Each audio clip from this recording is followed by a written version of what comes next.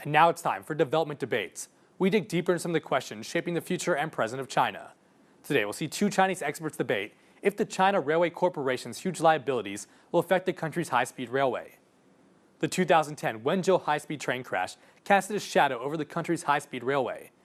But it seems the scandal hasn't deterred the Chinese government and their ambitions for it.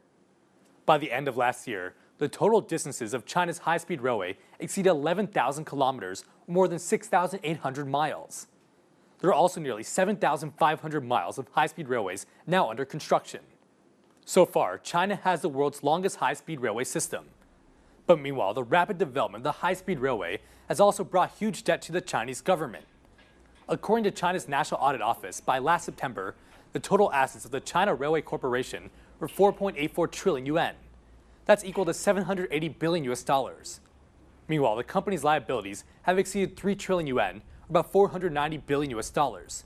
That's to say, the SOE's liability ratio could reach 63%.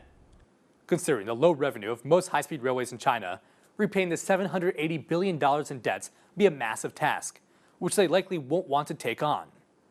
The SOE can only survive by receiving government subsidies and raising new debt to repay the previous one. Chinese experts are debating if the huge liability would become a financial burden impeding the construction of the high-speed railway. A senior researcher for Unbound Consulting, He Jun, believes that the China Railway Corporation's huge liabilities won't affect the country's high-speed railway construction.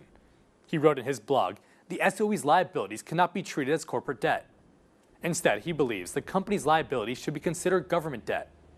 This is because China Railway's construction was done using government credit. Therefore, he said that China's high-speed railways should be defined as public welfare assets rather than profit-making assets. Apart from that, he said that developing the high-speed railways can help develop the country's economy. The revenues from a macro perspective are much higher than the liabilities from the SOE.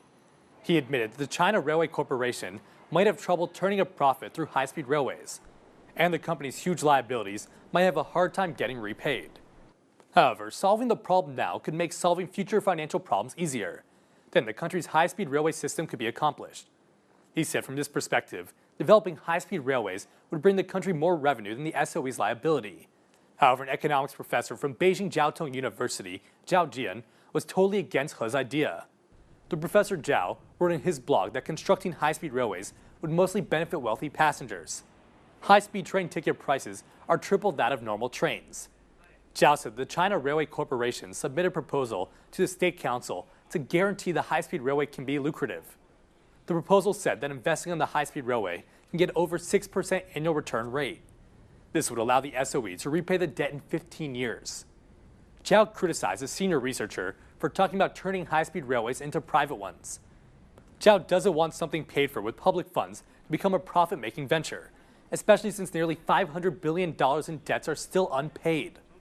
Apart from that, Zhao didn't believe the railway construction could benefit China's economy. The professor said the only advantage of high-speed railways is that it could help improve land prices for nearby stations. But meanwhile, it will worsen the country's transportation system. Zhao cited data from the Ministry of Communications. It shows that from 2008 to 2013, the percentage of passengers who took the train dropped by 4%. This while the percentage of flights increased by 3%. The percentage of those driving cars increased by 1%. So Zhao pointed out the huge investment in the high-speed railway didn't encourage people to take the train, but instead it actually squeezed out the passengers into other fields. The 3 trillion yuan in debts are small, but only if you compare it to the size of the country's 60 trillion yuan GDP. The railway system has been a major source of pride for the government, and its construction has also acted as a key export in cross-border negotiations. But there will come a time when the government will have to decide if these debts are still worth holding on to.